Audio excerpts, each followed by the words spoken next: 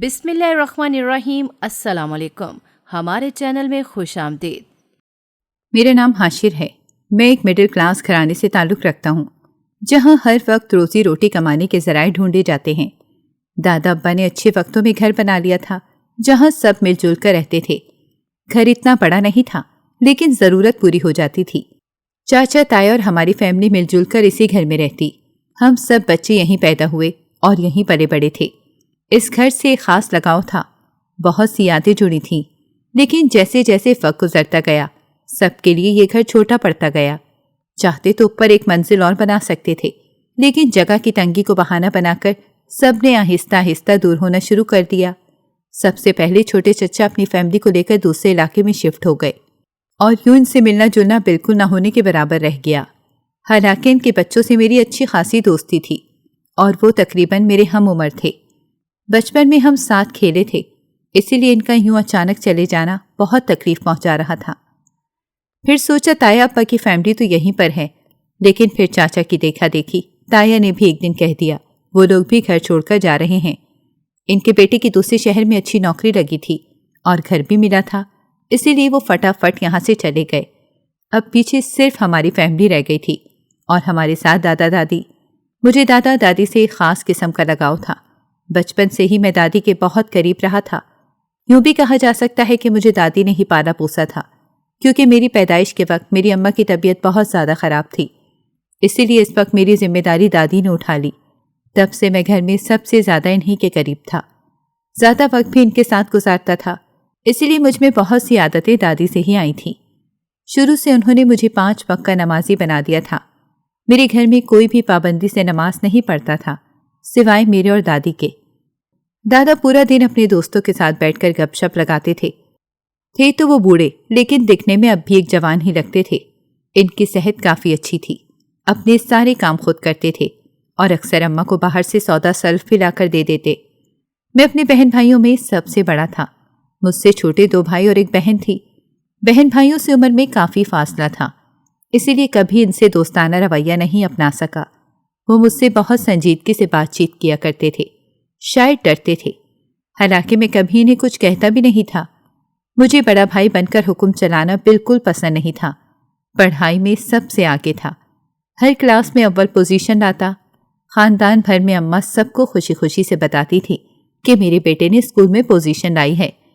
یوں ہی میں عمر کی منزلیں طے کرتا گیا اور جوانی کی سرحد پر قدم رکھ دیا۔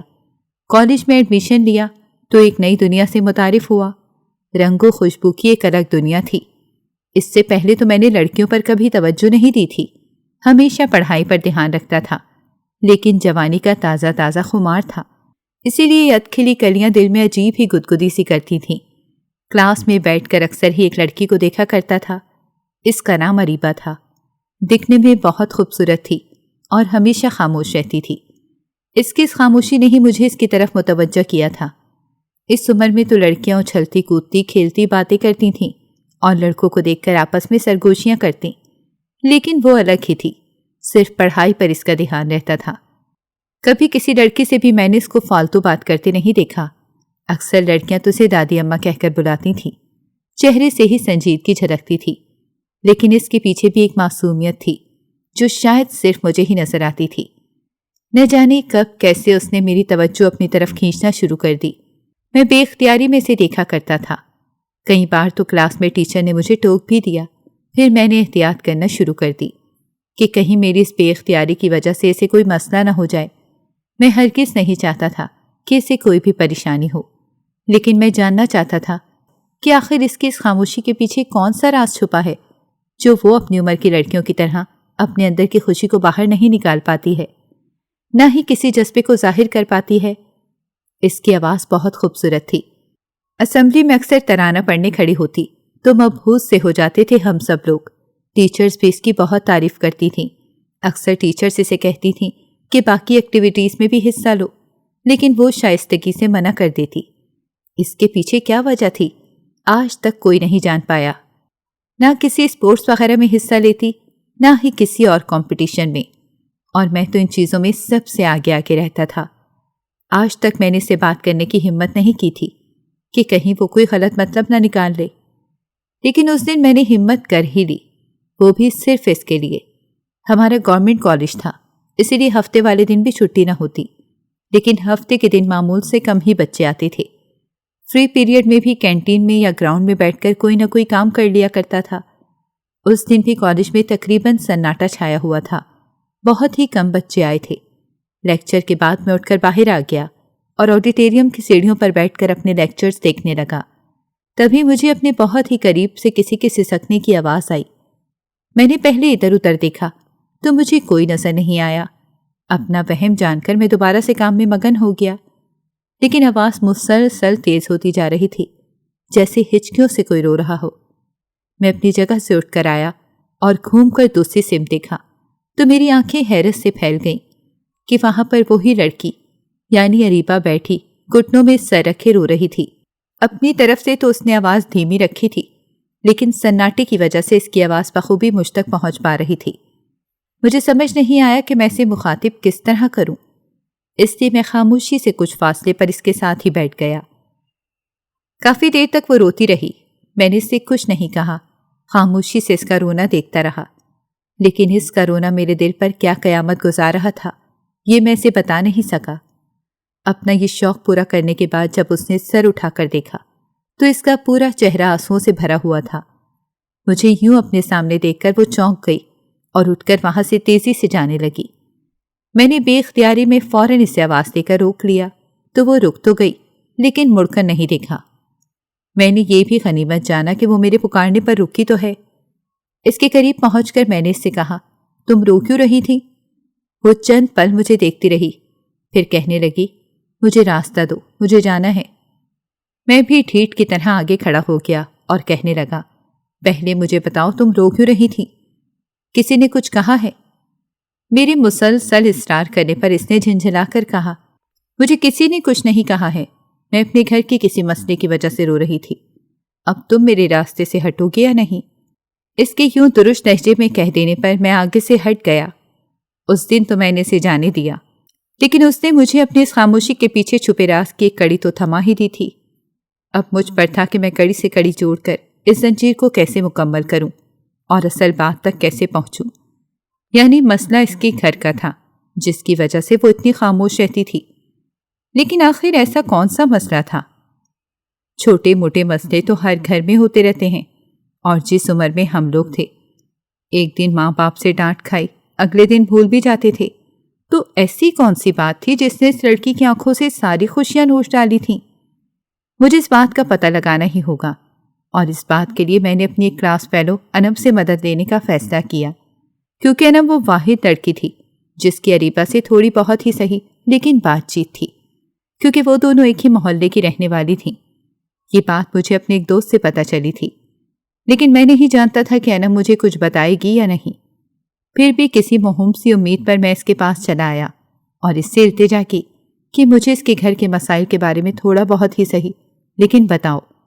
میری بہت مجبور کرنے پر انم نے مجھے کہا، میں تمہیں بتا تو رہی ہوں، لیکن اریبہ کو یہ بات پتہ نہیں چلنی چاہیے کہ میں نے تم سے بات کی ہے یا تمہیں کچھ بتایا ہے۔ بہتر ہے کہ تم اس کے مسوں سے دور ہی رہو۔ میں نے کہا، ٹھیک ہے، لیکن تم کم سے کم مجھے بتاؤ تو صحیح۔ پھر جو وہ کہتی گئی، میرے دل کی دنیا تلپٹ ہوتی گئی۔ اپنے اندر یہ معصوم سی لڑکی اتنے گہرے دکھ لیے تھی، میں تو صدمے میں ہی آ گیا تھا۔ یہ سب سن کر کئی دن تک افسردہ رہا۔ اماں نے کئی بار مجھ سے پوچھا، بیٹا کیا بات ہے، تمہیں کیا چیز اتنا پریشان کر رہی ہے؟ دادی نے بھی بہت بار میری اس خاموشی کے پیچھے چھپی وجہ کو جاننے کی کوشش کی، لیکن میں نے دونوں کو ٹال دیا اور کچھ نہیں بتایا۔ انم نے مجھے بتایا تھا کہ اریبہ کے ماں باپ بچپن میں ہی گزر گئے تھے۔ وہ اپنے ماں باپ کی اکلوتی بیٹی تھی۔ ان کی وفات کے بعد رشتہ دار اس کے گھر کے لالچ میں اسے اپنے ساتھ لے آئے۔ اس کے چاچا نے اسے اپنے پاس رکھ تو لیا، لیکن اس کی بہت بڑی قیمت بھی وصول کی گئی۔ اس کی چاچی نے اسے گھر کی نوکرانی بنا کر رکھا ہوا ہے۔ چاچا اور چاچی کی اجازت کے بنا وہ سانس تک نہیں لے سکتی ہے، ہر وقت گھٹ گھٹ کے جیتی ہے۔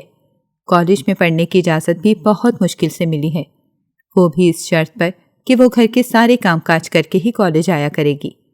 بیچاری صبح صبح اٹھ جاتی ہے، منہ اندھیرے اٹھ کر گھر کے کام کاج کرنے لگ جاتی ہے۔ اس پر بھی اسے باتیں سنائی جاتی ہیں کہ صبح سویرے کھٹ کھٹ کرنا شروع ہو گئی ہو۔ اس کے چاچا اور چاچی دونوں بہت ہی ظالم ہیں، لگتا ہی نہیں ہے کہ اس کے سگے چاچا ہیں۔ مجھے تو اس کے حالات پر بہت رونا آتا ہے۔ پورا دن کام کرتی ہے، کالج بھی آتی ہے، پھر بھی اسے کھانے کو کیا دیتے ہیں؟ چند نوالے، بچا کچا کھانا۔ رات کو اس کی چاچی فریج پر تالا لگا کر سوتی ہیں تاکہ کہیں بھوک لگنے پر وہ کوئی چیز نہ کھا لے۔ ہر چیز کا حساب رکھتے ہیں وہ لوگ، اس سے ذرا ذرا سی چیز کے لیے ترساتے ہیں۔ عید آئے یا کوئی بھی تہوار، نہ تو اسے نئے کپڑے ملتے ہیں اور نہ ہی کوئی خوشی۔ میں نے جب انم سے پوچھا کہ اس کے کوئی ماموں یا خالہ وغیرہ نہیں ہیں جو اس کا دھیان رکھیں یا کوئی اور رشتہ دار، تو اس نے مجھے بتایا کہ اس کی ماں اپنے ماں باپ کی اکلوتی بیٹی تھی اور اس کے نانا نانی کی وفات کافی سال پہلے ہو چکی ہے۔ باقی جو رشتہ دار ہیں، تایا اور پھپھو وغیرہ، ان میں سے کوئی بھی اس کی ذمہ داری اٹھانے کو تیار نہیں ہے۔ سب کو وہ ایک بوجھ کی مانند رکھتی ہے، جیسے کوئی انچاہا بوجھ یا رشتہ ہو۔ اب مجھے سمجھ آ گیا تھا کہ وہ لڑکی سب سے اتنا دور دور کیوں رہتی ہے، اسے لوگوں میں گھلنے ملنے میں اتنی مشکل کیوں پیش آتی ہے۔ ہر پل اسے دھڑکا لگا رہتا تھا کہ کہیں کسی کونے سے اس کی چاچی سے تاک نہ رہی ہوں اور بنا کسی غلطی کے اسے سزا نہ دے دیں۔ اس کے حالات جان کر میرا دل تو خون کے آنسو رو رہا تھا۔ سمجھ نہیں لگ رہی تھی کہ کس طرح سے اس کی مدد کروں۔ پھر میں نے سوچا کہ اسے کوئی تحفہ دیتا ہوں جس سے وہ خوش ہو جائے، لیکن اگر میں تحفہ دیتا تو پھر سے وہی مسئلہ کھڑا ہو جاتا۔ اس کے گھر والے کہتے کہ یہ تحفہ کہاں سے آیا ہے اور اس کے لیے مزید مشکلات کھڑی ہو جاتی، جو کہ میں ہرگز نہیں چاہتا تھا۔ کوئی حل سجھائی نہیں دے رہا تھا۔ ایسے میں اس کی مدد کس طرح کرتا؟ چند ایک بار اس سے بات کرنے کی کوشش کی، لیکن اس نے کوئی خاطر خواہ جواب نہیں دیا، تو میں نے بھی اپنے قدم وہیں روک دیے۔ اتنی مشکلات میں پہلے ہی وہ گھری ہوئی تھی، مزید اگر میں کھڑی کر دوں گا تو اس کی زندگی تو اجیرن ہو کر رہ جائے گی۔ اسی خیال سے میں نے خود پر بند باندھے رکھا۔ کالج کا دوسرا سال شروع ہو چکا تھا، اسی لیے میں سوچ سوچ کر پریشان ہو رہا تھا۔ کالج ختم ہونے کے بعد اسے دیکھ پاؤں گا یا نہیں، یہ سب کیسے ممکن ہوگا؟ انم نے مجھے اس کے گھر کا راستہ بتا دیا تھا۔ وہاں جانا تو خطرے سے خالی نہیں تھا۔ وہ پڑھائی میں کافی اچھی تھی۔ میں دل سے دعا کرتا تھا کہ اسے آگے پڑھنے کی اجازت مل جائے اور اسے موقع ملے تو وہ اپنی زندگی اپنی مرضی سے جی سکے۔ وہ خاموش سی معصوم سی لڑکی مجھے بہت ہی پیاری لگتی تھی، اپنے دل کے بہت قریب لگتی ہے۔ امتحانات سر پر تھے، اسی لیے میں نے بھی پوری طرح سے اپنی پڑھائی پر دھیان دینا شروع کر دیا تاکہ اچھے نمبروں سے پاس ہو جاؤں۔ رات کو دیر دیر تک بیٹھ کر پڑھتا تھا۔ اماں پوری رات میرے لیے جاگی رہتی، کبھی دادی تو کبھی اماں دونوں مجھے کچھ نہ کچھ کھانے کو دیتی رہتی۔ حالانکہ میں نے کہا بھی کہ اگر مجھے ضرورت پڑی تو میں اٹھ کر خود کھا لوں گا، لیکن ماؤں کی تو اپنی ہی فکر ہوتی ہے، اسی لیے وہ چاہ کر بھی اپنے دل کو پرسکون نہیں کر پاتی ہیں۔ جب تک امتحان ہوتے رہے تب تک یہی سب چلتا رہا۔ امتحانوں میں نے 1-2 بار ہی اسے دیکھا تھا، اور امتحانوں کے بعد تو اسے دیکھنے ہی رہی صحیح امید بھی ختم ہو چکی تھی۔ ظاہری سی بات ہے، امتحانوں کے بعد تو کسی نے کالج جانا ہی نہیں تھا، اور میں نے انم سے سنا تھا کہ اسے صرف انٹر تک پڑھنے کی اجازت ملی تھی۔ اس سے آگے پڑھنے سے اس کے گھر والوں نے منع کر دیا تھا۔ اس کا مطلب تھا کہ اب وہ مجھے کبھی دکھنے والی نہیں ہے۔ لیکن میرا دل بہت ہی بے چین ہو رہا تھا، بار بار من کرتا تھا کہ جاؤں اور جا کر دیکھ کر آؤں کہ وہ کیسی ہے، کیا اس کی اداس آنکھوں میں خوشی کی کوئی امنگ جاگی ہے یا نہیں۔ میں اسے کوئی تکلیف نہیں دینا چاہتا تھا، بس اسے خوش دیکھنا چاہتا تھا۔ اتنی سی تو خواہش تھی میری۔ نہ جانے سجنبی سی لڑکی سے میری کیسی وابستگی ہو گئی تھی جو ایک پل بھی دل کو چین نہیں مل رہا تھا۔ محبت، پیار، یہ سب چیزیں مجھے اس عمر میں بالکل سمجھ نہیں آتی تھیں، نہ میں ان چیزوں پر یقین رکھتا تھا۔ میرا ماننا تھا کہ ایسی کسی کو محبت نہیں ہو جاتی، پہلے اپنی لائف بنانی ہوتی ہے، اس کے بعد جہاں ماں باپ شادی کرنے کے لیے کہیں وہاں شادی کر لو اور اپنی بیوی سے محبت کرو۔ میں اس بات سے بالکل ہی انجان تھا کہ محبت تو اصل میں نام ہی آزمائش اور دل فریبی کا ہے۔ زندگی کی ایک ایسی چیز، ایک ایسا جذبہ جو آپ کو حد سے زیادہ مشکلات میں ڈال جائے، لیکن پھر بھی آپ کو ایسا نشہ چڑھ جاتا ہے کہ اترتا ہی نہیں۔ محبت ہوتی ہی ایسی ہے، دل میں آ جائے تو نکلتی نہیں، ہر چیز اس کے آگے ہیچ لگتی ہے۔ کوئی غم نہیں لگتا اور کوئی مشکل نہیں لگتی، چاہے شادی کے بعد ہو چاہے شادی سے پہلے ہو۔ اس میں کوئی شرط نہیں ہوتی ہے اور لازمی نہیں ہے پھر جس سے محبت ہو وہ آپ کی زندگی میں پہلے سے موجود ہو سکتا ہے۔ کبھی کہیں راہ چلتے کسی سے بھی نظر ٹکرائے اور پیار ہو جائے۔ پیار تو ہوتا ہے، کبھی بھی کہیں بھی ہو جاتا ہے، لیکن جب ہو جاتا ہے نا تو دل کی دنیا الٹ پلٹ کر کے رکھ دیتا ہے، اور انسان چاہے کتنا ہی مضبوط کیوں نہ ہو دل کے آگے ہار جاتا ہے۔ اب کالج ختم ہو گیا تھا تو میرے پاس کچھ کرنے کو تھا نہیں۔ ابا نے کہا تھا کہ آگے یونیورسٹی میں ایڈمیشن لینا ہے، لیکن ابھی اس میں کافی وقت تھا۔ میں نے سوچا کیوں نہ میں چاچا وغیرہ کے گھر جا کر ایک بار ان سے مل کر آ جاؤں، کیونکہ جب سے وہ لوگ گئے تھے ہمارے گھر آنا ہی بھول گئے تھے، لیکن ہم تو رشتہ نہیں ختم کر سکتے تھے نا۔ اسی لیے میں چھٹی کے دن یعنی اتوار والے دن ان کے گھر چلا آیا تھا کہ سب گھر پر موجود ہوں اور ان سے ملاقات ہو جائے۔ چاچی مجھے دیکھ کر کافی خوش ہوئیں اور کہنے لگیں اتنے عرصے بعد گھر کا چکر لگایا ہے۔ میں نے کہا آپ لوگ بھی تو جب سے گئے ہیں ایک بار بھی نہیں آئے، گھر کتنا سونا سونا لگتا ہے۔ تائے ابا لوگ بھی چلے گئے اور آپ لوگ بھی۔ چاچی مجھ سے کہنے لگیں تم صحیح کہتے ہو، مجھے اب احساس ہوتا ہے ہم نے غلطی کر دی، لیکن کیا کریں بیٹا، بچے بڑے ہو گئے تھے اور میری بیٹیاں بھی ہیں، زمانہ بھی خراب ہے۔ میں یہ نہیں کہتی کہ ہمارے گھر کے لوگ خراب ہیں، لیکن ہمارا دین ہمیں احتیاط کرنے کو کہتا ہے۔ یوں جوان ہوتی بیٹیوں کو جوان بھتیجے یا بھانجوں کے ساتھ رکھنا ٹھیک بات نہیں ہوتی ہے۔ ابھی تم کم عمر ہو، ان چیزوں کو نہیں سمجھو گے، تھوڑے بڑے ہو گئے اور جب بیٹی کے باپ بنو گے تو خود سمجھ جاؤ گے۔ لیکن ہم تمہیں یاد بہت کرتے ہیں، یہاں سب بچے پڑھنے کے لیے چلے جاتے ہیں اور پیچھے میں اکیلی ہوتی ہوں، سارا دن کام کاج میں گزرتا ہے، لیکن تنہائی کا احساس ختم نہیں ہوتا، اسی لیے آس پڑوس میں بھی چکر لگا لیتی ہوں۔ وہ پورا دن میں نے انہی کے گھر میں گزارا، اپنے کزنس وغیرہ سے بات چیت کی اور کھیلنے کے لیے گراؤنڈ میں چلا گیا۔ پورا دن میرا بہت اچھا گزرا تھا۔ شام کے وقت تھکا گھر واپس آیا، اتنی مصروف ہونے کے بعد بھی اپنی سوچوں سے اس لڑکی کو نکال نہیں پایا۔ اریبہ کی یادیں اور اس کی فکر میرے دماغ میں کہیں گڑ کر رہ گئی تھیں، جیسے چپک سی گئی ہوں۔ میں نے بہت سوچ سمجھ کر انم کو فون کیا اور اس سے پوچھا کیا میں اسے مل سکتا ہوں، مجھے اس کی بہت فکر ہو رہی ہے۔ تو اس نے مجھے کہا ہرگز نہیں، آج اس کے گھر میں بہت بڑا جھگڑا ہو گیا ہے، غلطی سے اس کے ہاتھ سے اس کی چاچی کے جہیز کا ایک گلاس ٹوٹ گیا، جس کے بعد انہوں نے اسے اتنا برا مارا کہ اس کی ایک آنکھ پوری سوج چکی ہے۔ اس وقت اس کے لیے کوئی مشکل مت کھڑی کرو۔ انم کی باتیں سن کر میرا دل اتھاہ گہرائیوں میں گر گیا، نہ جانے بیچاری پر کتنا ظلم کر رہے ہوں گے۔ پوری رات مجھے یہی سوچ بے چین کرتی رہی۔ اگلے کئی مہینے اسی طرح گزر گئے، میں ایک بار بھی اس کی ایک جھلک تک نہیں دیکھ پایا تھا۔ بس انم سے ہی میرا رابطہ تھا اور اسی سے اس کی خیریت وغیرہ پتہ چلتی رہتی تھی۔ کئی بار میں نے انم سے کہا کہ میں اس کے لیے کوئی تحفہ دینا چاہتا ہوں، تم اپنے نام سے اسے دے دینا، لیکن اس نے صاف انکار کر دیا اور مجھ سے کہا کہ میں اس کے محلے میں رہتی ضرور ہوں، لیکن مجھے اس سے زیادہ بات چیت کرنے کی اجازت نہیں ہے۔ اس کی چاچی اپنے گھر میں داخل بھی نہیں ہونے دیتی۔ ایسے میں اگر میں نے اسے کوئی تحفہ دیا تو وہ فوراً سے شک کریں گی اور اس کی زندگی اجیرن کر دیں گی۔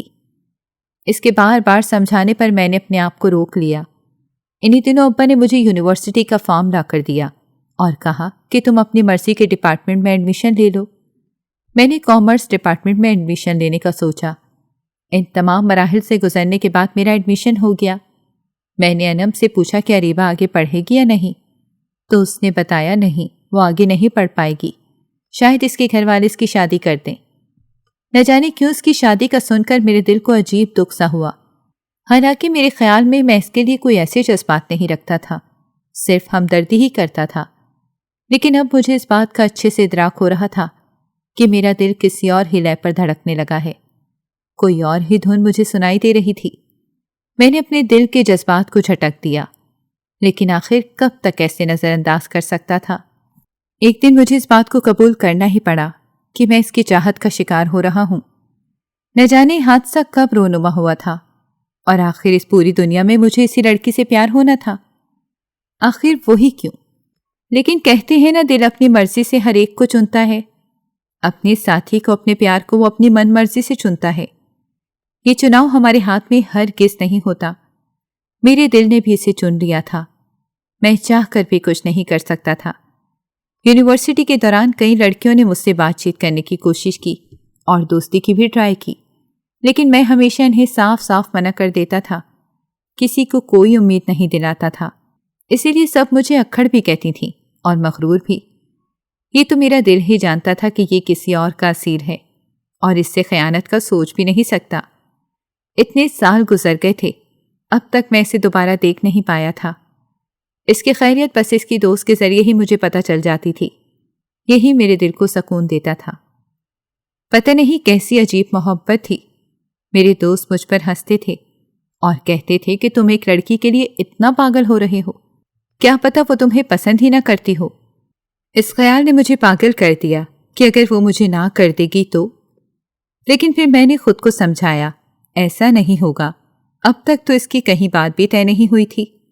इसकी चाची इतनी आसानी से अपने हाथ से नौकरानी को निकल जाने नहीं देना चाहती थी, और वैसे भी इसकी जायदाद पर इनकी नजर थी, तो ऐसे हीरे को कोई हाथ से क्यों जाने देगा। यूनिवर्सिटी खत्म हुई और मेरी एक अच्छी कंपनी में जॉब लग गई।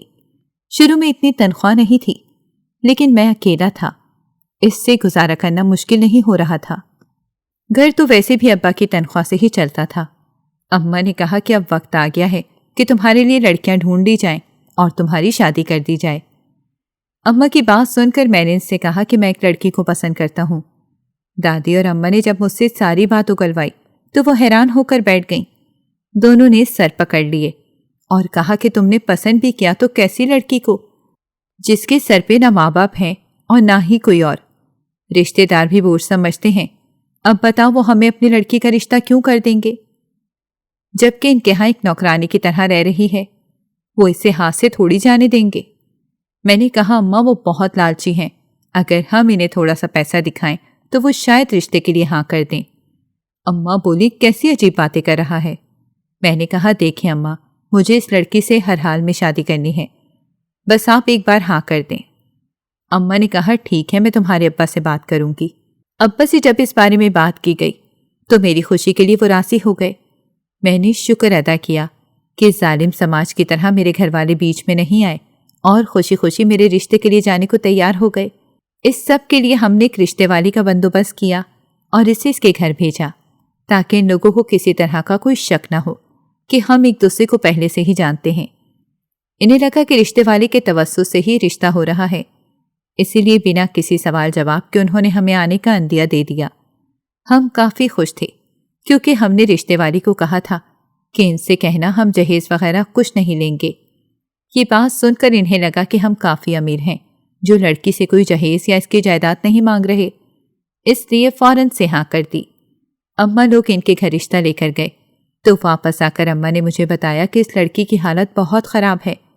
मैं भी यही चाहती हूँ कि इसकी शादी हो जाए और वो हमारे घर आकर सुखी रहे। बेचारी के माँ बाप नहीं हैं और इन लोगों ने तो जुल्म की हद कर दी है। कुछ दिन बाद अम्मा और अब्बा की कोशिशों से रिश्ता पक्का हो गया। मैं हद से ज़्यादा खुश था। इस लड़की से अब तक बातचीत नहीं कर पाया था, इसकी इजाज़त जो नहीं मिली थी। बस निकाह वाले दिन मैंने इसे देखा। दुल्हन के जोड़े में मलबूस वो बहुत खूबसूरत लग रही थी। निकाह के बाद मेहमानों को खाना वगैरह खिलाया गया और फिर रुखसती के वक्त उसने मेरा हाथ थामा तो बिल्कुल बर्फ की तरह ठंडा पड़ा हुआ था। मैंने झुक कर इसके कान में कहा, अरीबा क्या हुआ, तुम परेशान क्यों हो रही हो? यकीन मानो मैं और मेरे घर वाले तुम्हारा हमेशा बहुत ज़्यादा ख्याल रखेंगे। मैंने बहुत सामान और भरोसा इसकी झोली में डाल दिया और इस ईमान और भरोसे के संग मैं इसे ब्याह कर अपने घर ले आया। शुरू शुरू में वो बहुत ज़्यादा डरी डरी रहती थी और सहमी सी होती थी। यूँ लगता था जैसे हम सब से डरती है, लेकिन आहिस्ता आहिस्ता हमारे रवैयों से मानूस होती गई। और फिर वो दिन भी आया जब मैंने इसे खिलखिला कर हंसते हुए देखा। उस दिन लगा जैसे मैंने अपनी पूरी दुनिया पाली हो। इन्हीं दिनों कंपनी की तरफ से मुझे सऊदीया का वीज़ा मिला। मैं जाना तो नहीं चाहता था, लेकिन मजबूरी थी, कमाना था तो जाना तो था। मैंने अब्बा से ढेर सारे वादे लिए कि वो मेरी बीवी का बहुत ज़्यादा ख्याल रखेंगी। अम्मा ने भी मुझसे वादा किया कि तुम परेशान मत हो, ये तुम्हारी अमानत है हमारे पास। मैं दिल में ढेर सारे वसवसे लिए और परेशानी लिए सऊदीया के लिए निकल पड़ा। पूरे रास्ते कई बार दिल करता वापस पलट जाऊं और इस परी पैकर के चेहरे को देखता रहूं, दिल को सुकून मिले। शादी को कितना वक्त हुआ था, थोड़ा सा ही तो वक्त गुजरा था। दिल हर वक्त इसकी तरफ ही लगा रहता था, कहीं घूमने फिरने भी नहीं जा सका था। दिल तो कर रहा था इसे साथ लेकर जाऊं, لیکن اماں نے منع کر دیا اور کہا کہ وہاں تم کام میں مگن رہو گے اور اس کا خیال کون رکھے گا؟ پہلے ہی اس کی حالت ٹھیک نہیں رہتی ہے۔ اماں کی بات بھی مجھے ٹھیک لگ رہی تھی، اسی لیے مجبوری میں ہی صحیح سے چھوڑ آیا تھا۔ روز اماں اور اس سے بات کرتا، سب یہی کہتے کہ وہ ٹھیک ہے، خیریت سے ہیں، لیکن اس کی آواز میں عجیب سی اداسی گھلتی محسوس ہوتی تھی، جیسے وہ مجھ سے کچھ کہنا چاہتی ہے پر کہہ نہیں پا رہی ہے۔ جب بھی اماں سے پوچھتا کہ اس کے ساتھ کیا مسئلہ ہے، کیا کوئی پریشانی ہے، تو اماں مجھے ٹال دیتی اور کہتی نہیں ایسی کوئی بات نہیں ہے۔ وہ تو ویسے بھی کم بولتی تھی، اماں کی بات بھی ٹھیک تھی، بولتی تو وہ کم ہی تھی، لیکن اتنا خاموش ہو جائے گی یہ مجھے نہیں پتا تھا۔ میں سوچنے لگا کہ اب جب گھر جاؤں گا تو ہر حال میں اسے اپنے ساتھ لے آؤں گا، کم از کم میری نگاہوں کے سامنے رہے گی تو مجھے چین اور سکون رہے گا۔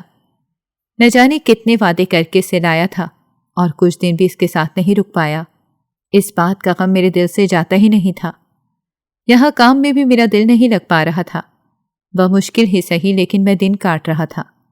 مجھے آئے تقریباً 6 ماہ کا عرصہ گزر گیا تھا، لیکن اتنی جلدی چھٹی ملنا ممکن نہیں تھی، ورنہ میں پڑ لگا کر اٹھ کر واپس آ جاتا۔ ایک دن کام سے تھکا ہارا واپس آیا تو اماں کا فون آیا۔ میں حیران ہوا کہ اس وقت اماں کا فون کیوں آ رہا ہے، کیونکہ انہیں پتا ہوتا تھا کہ اس وقت میں کام سے واپس آتا ہوں تو آرام کی ضرورت ہوتی ہے۔ سوچا شاید کوئی اہم بات ہوگی، اس لیے فون اٹھا لیا۔ ادھر ادھر کی باتیں کرنے کے بعد اماں نے مجھ سے کہا کہ بیٹا میں تمہیں کچھ بتانے جا رہی ہوں لیکن پریشان مت ہونا۔ میں نے کہا اماں ایسی کیا بات ہے جو آپ اتنا ہچکچا رہی ہیں؟ تو اماں نے مجھ سے کہا کہ بیٹا ریبا کی موت ہو گئی ہے۔ یہ بات سن کر میرے پیروں تلے سے زمین نکل گئی۔ یہ ایک جملہ نہیں تھا بلکہ میری پوری ہستی ہلا دینے کے لیے کافی تھا۔ میں نے اماں سے کہا کہ آپ شاید کچھ غلط بول رہی ہیں۔ اماں نے کہا مجھے پتا ہے بیٹا میں کیا بات کہہ رہی ہوں، تمہاری بیوی کی اچانک سے موت ہو گئی۔ میں حیران ہوا کہ ایسا کیسے ہوا، بنا کسی وجہ کے وہ یوں اچانک کیوں مر گئی؟ میں نے فوراً اپنے باس کو فون کیا اور ان سے چھٹی کی بات کی۔ بہت ہاتھ پاؤں مارے لیکن مجھے چھٹی نہیں ملی۔ تھک ہار کر میں رونے لگ گیا، میری آنکھیں سوج گئی تھیں۔ اگلے 3 دن تک میں کام پر نہیں جا پایا۔ اماں روز مجھے فون کر کے مجھ سے بات کرتی، لیکن میرا غم پھر بھی ہلکا نہیں ہو پا رہا تھا۔ کام میں بھی دل نہیں لگ رہا تھا، کسی بھی طرح سے واپس جانا چاہتا تھا، لیکن اب تو اسے دفنا بھی دیا گیا تھا، کوئی راستہ نہیں بچا تھا۔ اماں مجھے ٹھیک سے بتا ہی نہیں رہی تھی کہ کیا وجہ تھی، یوں اچانک اس کی موت کیوں ہو گئی۔ آخری بار بھی اسے دیکھ نہیں پایا، جب آیا تھا تو اسے وعدہ کر کے آیا تھا کہ کچھ وقت بعد واپس آؤں گا اور تمہیں اپنے ساتھ لے جاؤں گا، لیکن پتہ ہی نہیں تھا کہ وہ خود ہی اکیلی ہمیشہ ہمیشہ کے لیے چلی جائے گی۔ اس پر مجھے محسوس ہو رہا تھا کہ لوگ غلط کہتے ہیں کہ مرد کو درد نہیں ہوتا ہے، اسے بھی اپنے رشتے کھونے کا اتنا ہی غم اور دکھ ہوتا ہے جتنا ایک عورت کو ہوتا ہے۔ بیوی جو کہ جیون ساتھی ہوتی ہے، اسے کھو دینے سے مرد کا ایک حصہ ہمیشہ کے لیے مر جاتا ہے، پھر چاہے کوئی کتنا ہی سمجھائے وہ کمی کبھی کوئی پوری نہیں کر پاتا۔ میرے لیے بھی میری بیوی ایسی ہی تھی، اس کے ساتھ بہت کم وقت رہا تھا، لیکن زندگی پر اس کی چھاپ بہت گہری تھی۔ کتنے سال میں نے اس کا انتظار کیا تھا، اور جب ملی بھی تو صرف چند دنوں کے لیے۔ اتنا سا تو ملاپ تھا ہمارا۔ ہر وقت میں روتا رہتا تھا۔ 2 سال گزر گئے لیکن اس کی یادوں سے میں چھٹکارا حاصل نہیں کر پایا۔ پورے 2 سال بعد میں واپس پاکستان آیا۔ دل عجیب بوجھل سا ہو رہا تھا۔ جب میں نے ایئرپورٹ پر قدم رکھا، یہ سوچ کر کہ مجھے لینے آنے والوں میں میری بیوی کا چہرہ نہیں ہوگا۔ گھر سے ابا مجھے لینے آئے تھے اور کوئی بھی نہیں۔ میں غمزدہ سا گھر واپس آیا۔ اماں مجھے دیکھ کر رونے لگ گئیں۔ میں نے کسی سے کوئی سوال نہیں کیا اور چپ چاپ سب سے ملنے کے بعد اپنے کمرے میں آ کر بیٹھ گیا۔ سامنے ہی ڈریسنگ ٹیبل پر اس کی چوڑیاں، کنگن، انگوٹھیاں اور نہ جانے کیا کچھ رکھا تھا، بالکل ویسے جیسے وہ ہمیشہ رکھتی تھی۔ شادی کے بعد اس نے سجنا سنورنا شروع کر دیا تھا۔ ہاتھوں میں مہندی کا رنگ ابھی پھیکا بھی نہیں پڑا تھا تو میں اسے چھوڑ گیا تھا۔ پورا کمرہ اس کی یادوں سے بھرا ہوا تھا۔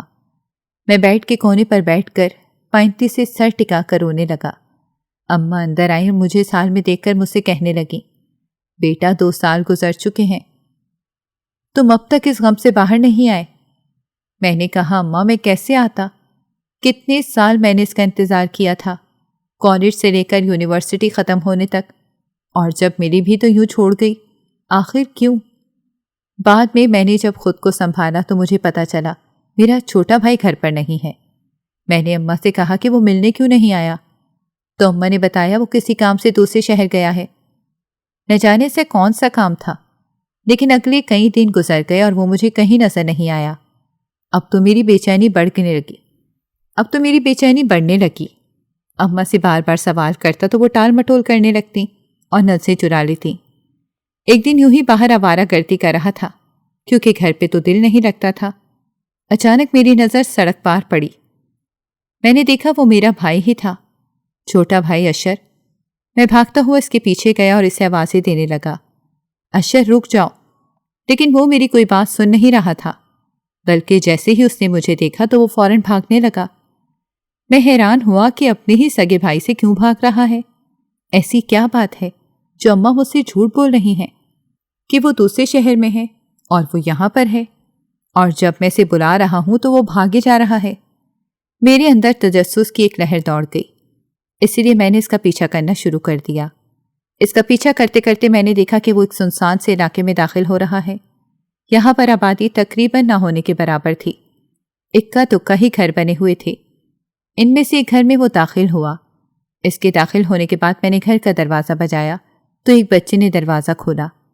میں نے اس سے پوچھا کہ یہاں پر کون کون رہتا ہے، کیا اشر صاحب یہیں رہتے ہیں؟ اس نے چند پل مجھے دیکھتے رہنے کے بعد مجھ سے کہا کہ وہ ہمارے کرایہ دار ہیں، اوپر والے گھر میں رہتے ہیں، لیکن آپ کون ہیں؟ میں نے کہا میں اس کا بھائی ہوں۔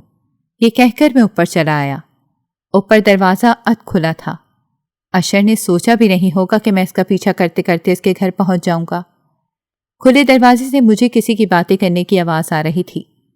میں نے ہلکا سا دروازہ بجایا، لیکن کسی نے دروازے کی طرف توجہ نہیں دی۔ تبھی میری نظر اچانک سے سامنے پڑی تو میری روح کانپ کر رہ گئی، کیونکہ میرے بالکل سامنے ہی میری بیوی کی کزن یعنی اس کی چاچی کی بیٹی بیٹھی ہوئی تھی۔ اشر کے ساتھ وہ لڑکی کیا کر رہی تھی؟ مجھے ماجرا سمجھ نہیں آیا، اسی لیے میں فوراً سے گھر کے اندر داخل ہو گیا۔ دونوں آپس میں کوئی بحث کر رہے تھے۔ مجھے اندر داخل ہوتے دیکھ کر اشر فوراً سے چونک اٹھا اور کہنے لگا، بھیا آپ یہاں پر؟ میں نے کہا میں نے تمہیں کتنی آوازیں دی تھیں، لیکن تم بھاگ گئے، آخر کیا وجہ ہے؟ اماں سے پوچھتا ہوں تو وہ کہتی ہیں تم دوسرے شہر میں ہو، لیکن تم تو یہیں چھپے بیٹھے ہو۔ میں نے پوری کوشش کی کہ میں اس دن اس سے ساری باتیں اگلواؤں، لیکن اس نے مجھے کچھ نہیں بتایا اور جا کے خود کو کمرے میں بند کر دیا۔ اماں کی طرح وہ بھی مجھ سے نظریں چرا رہا تھا۔ پھر میں نے اس کے ساتھ موجود لڑکی سے پوچھا، تم تو اریبہ کی کزن ہو، یہاں کیا کر رہی ہو؟ اس نے کہا ہاں میں اریبہ کی کزن ہوں، لیکن یہاں میں آپ کے بھائی سے ملنے آئی تھی۔ میرے بھائی سے کیوں ملنے آئی ہو؟ میں نے حیرت سے پوچھا، تو اس نے مجھے آگے سے بتایا، جب آپ اریبہ کو اپنے گھر والوں کے حوالے چھوڑ کر سعودیہ چلے گئے تھے تو پیچھے اس کی زندگی بالکل ہی اجیرن ہو کر رہ گئی تھی۔ وہ جو واپس خوش رہنے لگی تھی، اس نے ایک بار پھر سے بولنا چھوڑ دیا۔ میں اس بات کی گواہ ہوں کہ ساری عمر میرے ابا نے اس پر بہت ظلم کیے تھے اور مجھے اس بات پر بہت شرمندگی محسوس ہوتی تھی، اسی لیے میرے دل میں اس کے لیے کافی ہمدردی تھی۔ میں چھپ کر اس سے رابطہ رکھے ہوئی تھی۔ ایک دن اس نے مجھے بتایا کہ وہ اس گھر میں سیف نہیں ہے۔ میں نے جب پوچھا ایسی کیا بات ہے تو اس نے اشارہ اشر کی طرف کیا۔ بعد میں پتہ چلا کہ اشر اس پر غلط نظر رکھے ہوئے ہے۔ کون سا اس کی کوئی سگی تھی تو بھابھی ہی نا، اور وہ دیور کوئی محرم کا رشتہ تو نہیں تھا۔ اور اسی بات کا فائدہ اشر نے اٹھانا چاہا۔ آپ تو اسے چھوڑ گئے تھے، لیکن بھول گئے تھے کہ اس کے محرم تو آپ تھے۔ وہ اتنا تنگ آ گئی تھی کہ اپنے کمرے سے نکلنا بھول گئی تھی۔ کئی بار آپ کی امی سے بات کرنے کی کوشش کی، لیکن کیا کہتی کہ آپ کا بیٹا مجھ پر نظر رکھے ہوئے ہے، کوئی اس کا یقین تھوڑی کرتا۔ اسی دکھ میں وہ ہر وقت گھٹ گھٹ کر جینے لگ گئی۔ میں اسے سمجھاتی کہ اپنے شوہر سے بات کرو، لیکن وہ کچھ بھی نہیں کہہ پاتی۔ ایک دن اشر نے سب کی غیر موجودگی کا فائدہ اٹھاتے ہوئے اس کی عزت پر برملا حملہ کر دیا، لیکن وہ تو شکر تھا عین اسی وقت میں پہنچ گئی اور اسے اشر کے چنگل سے نکال لیا۔ اسے کہیں لے کر جا نہیں سکتی تھی، اسی لیے سمجھا بجھا کر وہیں رہنے کو کہا۔ شاید یہ میری سب سے بڑی غلطی تھی۔ اگلے دن صبح مجھے پتا چلا کہ اریبہ کی موت ہو گئی ہے۔ یہ بات صرف میں اور اشر جانتے ہیں کہ اس نے خودکشی کی تھی۔ اپنے آپ کو خود ہی اس نے مار دیا تھا۔ اس ذلت سے باہر نکلنے کے لیے۔ اس کا کہنا تھا کہ حاشر مجھے بہت عزت اور مان سے لائے تھے، اگر انہیں پتہ چلا تو وہ جیتے جی مر جائیں گے، انہیں کبھی نہیں بتانا۔ آپ کے گھر والوں نے بھی یہ بات چھپا لی، سب کچھ جانتے پوچھتے ہر ایک نے اس بات کو چھپایا۔ میں کافی عرصے سے شر کو ڈھونڈ رہی تھی، وہ ادھر ادھر چھپ رہا تھا۔ آج اس سے ملنے آئی تو آپ سے سامنا ہو گیا۔ جیسے جیسے وہ مجھے حقیقت بتاتی جا رہی تھی، میرے دل کے کئی کئی ٹکڑے ہو رہے تھے۔ میرا وہ بھائی جسے میں نے ہمیشہ اپنے بیٹے کی طرح سمجھا تھا، اس نے میری ہی عزت پر حملہ کر دیا، اور میرے گھر والے، انہوں نے مجھے کچھ بتانے سے گریز کیا اور اس کے جرم کو چھپاتے رہے۔ سب سے میرا اعتبار اٹھ گیا تھا۔ آخر اس لڑکی کو ساری زندگی دکھ ہی کیوں ملے تھے؟ کاش میں اس سے شادی کر کے یہاں نہ لاتا، کم از کم اپنے چاچا کے گھر اس کی عزت تو محفوظ تھی۔ اس دن پہلی بار مجھے چاچی کے سالوں پہلے کہی گئی وہ بات یاد آئی، جب انہوں نے مجھ سے کہا تھا کہ نامحرم رشتوں کے بیچ اپنی جوان ہوتی بیٹیوں کو نہیں رکھا جا سکتا ہے۔ آج صحیح معنوں میں مجھے سمجھ آئی تھی کہ اس بات کا مطلب کیا تھا۔ خدا را اپنے رشتوں کی حفاظت کیا کریں۔ جن لڑکیوں سے آپ رشتہ بنا کر اللہ اور اس کے رسول صلی اللہ علیہ وآلہ وسلم کو گواہ بنا کر اپنے گھروں میں لاتے ہیں، ان کے ساتھ نبھا بھی کیا کریں اور ان کی عزتوں کی حفاظت بھی کیا کریں، کیونکہ یہ تو نبی پاک صلی اللہ علیہ وآلہ وسلم نے خود کہا ہے کہ دیور موت ہے۔ اس بات کا مطلب بہت لوگ سمجھ پاتے ہیں، لیکن ہمارے ہاں ایک بہت کثیر تعداد عورتوں کی اپنے کزنس اور اپنے دیور وغیرہ کے ہاتھوں جنسی ہراسگی کا شکار ہے، اور گھروں کے ٹوٹ جانے کے ڈر سے وہ منہ بھی نہیں کھول پاتی ہیں۔ اس دن میں ہارا ہوا گھر واپس پہنچا تھا۔ ساری زندگی میں دوبارہ اپنے بھائی کا چہرہ کبھی نہیں دیکھ پاؤں گا۔ حقیقت جب کھلی تھی تو اس نے میرے منہ پر ایک زوردار تماچا مارا تھا۔ یہ غم میرے سینے میں ہمیشہ پلتا رہے گا۔ ہم شادی کر کے کمانے کی غرض سے باہر تو چلے جاتے ہیں، لیکن پیچھے ایک لڑکی کو سسکنے کے لیے چھوڑ جاتے ہیں۔ اگر یہی کرنا ہوتا ہے تو شادی کے بندھن میں باندھنے کا مطلب ہی کیا ہوتا ہے؟ کئی سال جب باہر بتا کر واپس آتے ہیں تو جوانی ڈھل چکی ہوتی ہے۔ زندگی کے کئی خوبصورت سال ہم نے ضائع کر دیے ہیں، اس بات کا احساس بہت دیر سے ہوتا ہے۔ آپ سب بھی اپنی زندگی کے ان خوبصورت سالوں کو ضائع مت کریں اور اپنی ذمہ داریاں خود نبھانا سیکھیں۔ ناظرین، اگر آپ کو ہماری کہانی اچھی لگی ہے تو ویڈیو کو لائک کریں، شیئر کریں اور ہمارے چینل کو سبسکرائب کریں۔ اگلی ویڈیو تک اجازت دیں۔ اللہ حافظ۔